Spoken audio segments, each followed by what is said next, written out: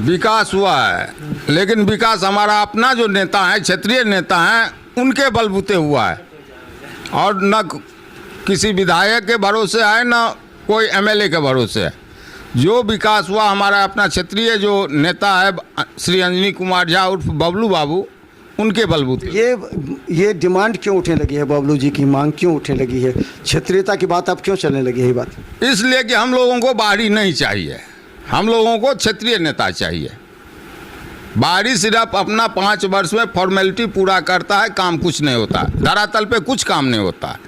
जो भी काम गोपाल जी ठाकुर तो क्षेत्रीय थे नहीं, वो भी जो भी हमारे बेनीपुर में था वो सब उठा के लेके चले गए, गौरा बोराम बिरौल लेके चले गए, कोर्ट लेके चले गए, जेल लेके चले गए, सब कुछ यहाँ से लेके चले गए।